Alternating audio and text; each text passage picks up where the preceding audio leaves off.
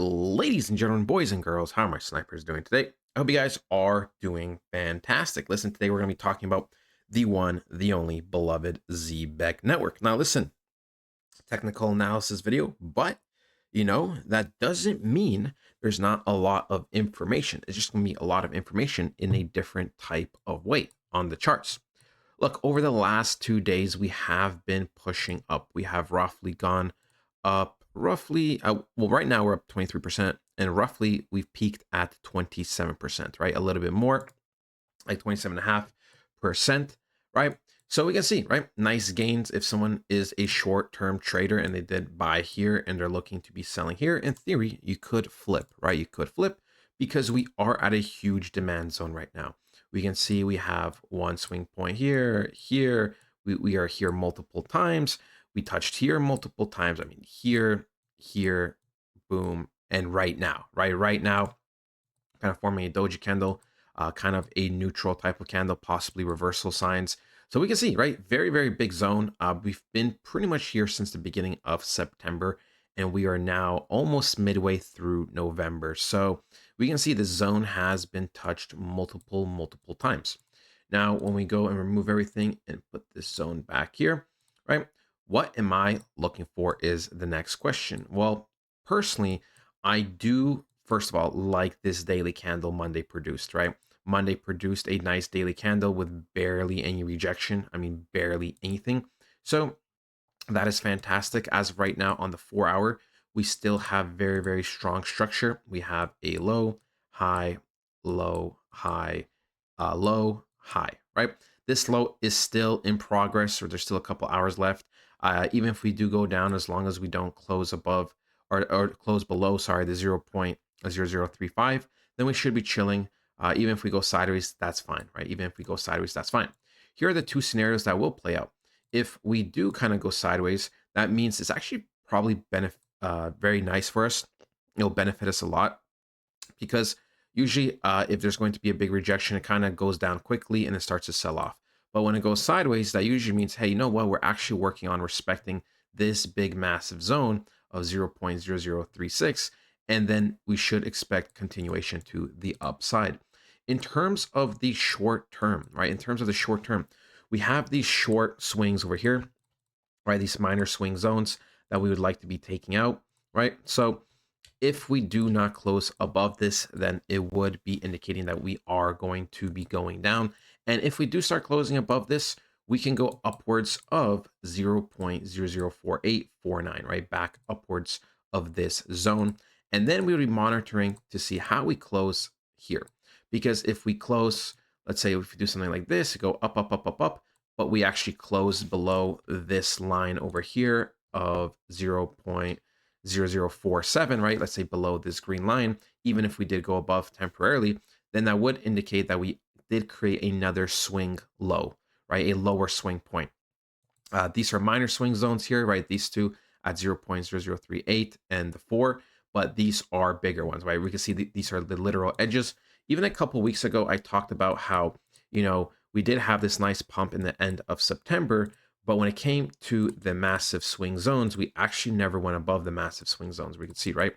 Boom here, and then guess what? Boom here. So, I was happy, of course, but I kind of said that, hey, man, like if we don't start closing above these, then we are going to see some downside momentum. You can see that's exactly what happened. Plus, of course, we had the anomaly kind of thing where the whole market got nuked. But yeah, we can see right now we are making our way up, and we will be monitoring to see if we even take out the minor swing zones. And if we do, like I said, we're going to be looking for the 0.004849 play. When we go and look at something like Bitcoin, because I want to talk about Bitcoin temporarily, we can see that Bitcoin is kind of struggling, right? Bitcoin is kind of struggling, but we could be just in another scenario kind of like this, where we do kind of struggle, but we go up short term. We could go back up to even 110K. And then from 110K, we could continue to sell off. Nothing really indicates massive reversals to the upside, massive structure. Like, look here, right? September from 109K, we flew all the way to 126 within a matter of 2 weeks, right? Momentum was really strong. Even here, when we started to go up, we were going up slowly. That's why we kind of crashed. And right now we're kind of going up slowly, right? We are kind of going up slowly. So even if we do manage to be a little bit bullish for the next few days, um, just be wary that there could be more manipulation and sell-off happening, right? Or sell-offs happening. My apologies. But yeah, we will be monitoring to see how this daily candle closes. I'm really, really curious. This is important, and also to see how the Thursday candle holds, because like I said, if the Thursday candle just instantly kind of sells off, then we should expect heavy sell-offs next week. But if the Thursday candle actually holds and Friday actually holds, then we actually could be seeing potential movement to the upside, kind of like this, right? Kind of something like this, where we were kind of in a similar situation last time. All the way back in July, we kind of went up. We kind of started to get stagnant for a couple of days. We sold off just a little bit, and then we kind of were seeming like we're going to sell off for like 2 to 3 days, and then boom, a burst on Monday. So we will monitor everything. In terms of the monthly, though, like this is like very, very disgusting price action. It's very, very messy, right? It is very, very messy, not pretty at all. We are only pretty much on the second week of November. So we did have a sell off initially. Now we're having a pump. Generally speaking, if the markets will be poor, then I will not be surprised if next week will be a sell off. And then the end of November will actually be coming back down to here. Now, I know that's not what people want to hear, but I'm just telling you a step by step of what could happen, right? The candle closes are the most important. If we really want to flip November, I'd really like to see a weekly candle close above 0.004, right? Because although daily candles could close above these zones, remember everything can be short-lived. We could pump always for like 2 to 3 days, and the next 2 to 3 days we could sell off. So the weekly candles are always going to be the most important. Now, here are the indicators, right? When we go to the custom MA cross that I have, we can still see on the weekly, we are still technically bullish. The orange has not gone below the green. If the orange goes below the green, that means the momentum is officially bearish on the weekly, which obviously huge time frame and is the most relevant time frame in terms of the big ones, because the monthly is a little bit messed up, right? The monthly, there's just simply not enough data. This is better when there's years and years of data rather than just 2 years of data. So we can see, right, this is the most relevant. So technically we are still bullish, but we are closing the gap, which is obviously not good. We can see we have separated the gap a little bit. Actually, we started to close the gap for the daily. In terms of the shorter term price action, we can see that the orange is below the green. So we are still technically bearish. Like I said, we could be very well selling off of this zone to be going lower, right? This is the minor zone. This is here, the major zone, right? This is the major zone. And as of right now, right, it's still indicating that we are going to be selling off this area and going lower. Still not confirmed, but just based off the indicator. When we go and look at a different indicator, let me take this off. We go and look at something like the 50 and the 200. We could actually see it's actually not looking good for us.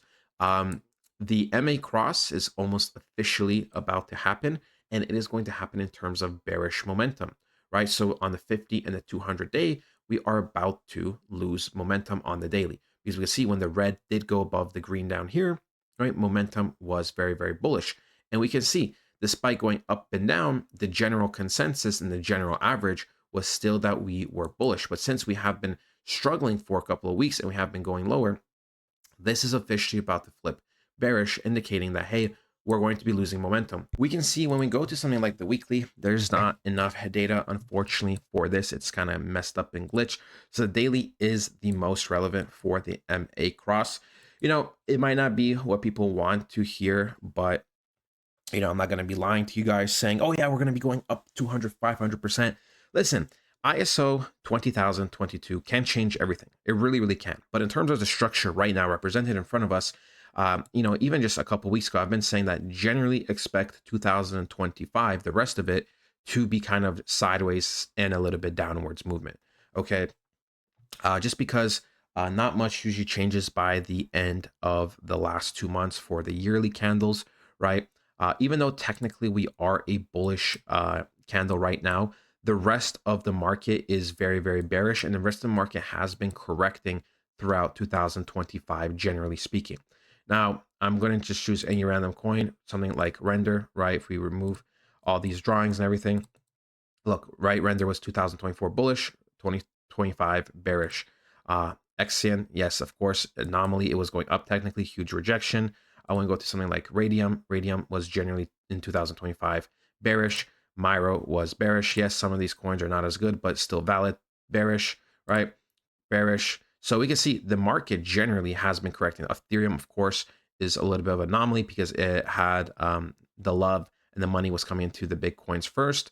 But even Ondo, bearish, right? Which is why 2026, I expect overall big pumps, right? Overall big pumps, bearish for ICP.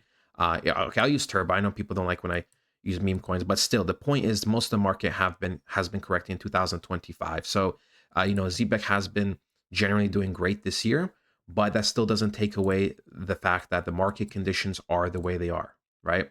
They are the way they are. And to be honest, for the long term, we actually would want to just get corrected for the rest of 2025 because we want to be with the rest of the cryptos in 2026, right? We don't want 2025 to be our year and then 2026 to be our correction year, right? So I would just prefer the next, honestly, 2 months to be more bearish, generally speaking, correct where we have to correct, and then just in 2026, get into the movement, the rest of the cryptos, and just get it going, be on track with the rest of the cryptos, the rest of the liquidity, right?